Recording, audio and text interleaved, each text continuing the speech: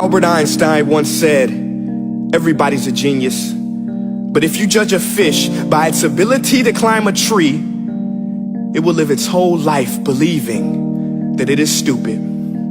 Ladies and gentlemen of the jury, today on trial we have modern day schooling. Glad you could come. Not only does he make fish climb trees, but also makes them climb down and do a 10-mile run. Tell me, school, are you proud of the things you've done?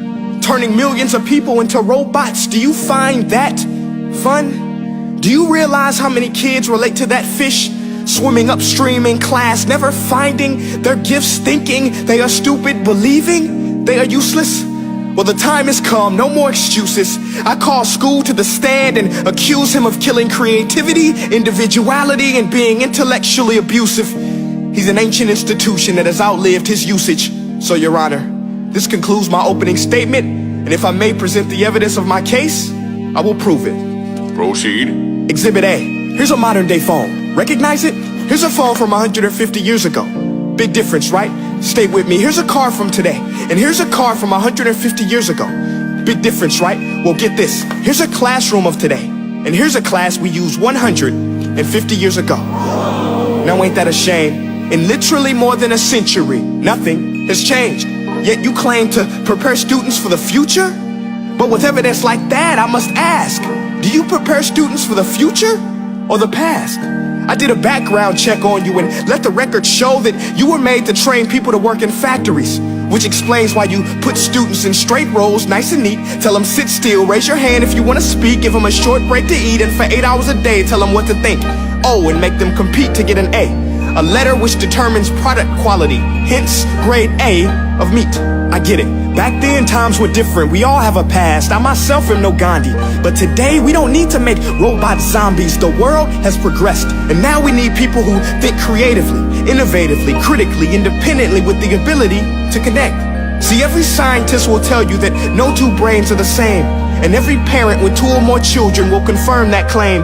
So please explain why you treat students like cookie cutter frames or snapback hats, giving them this one-size-fits-all crap. Watch your language. Sorry, Your Honor, but if a doctor prescribed the exact same medicine to all of his patients, the results will be tragic. So many people will get sick, yet when it comes to school, this is exactly what happens. This educational malpractice, where one teacher stands in front of 20 kids, each one having different strengths, different needs, different gifts, different dreams, and you teach the same thing the same way? That's horrific. Ladies and gentlemen, the defendant should not be acquitted. This may be one of the worst criminal offenses ever to be committed.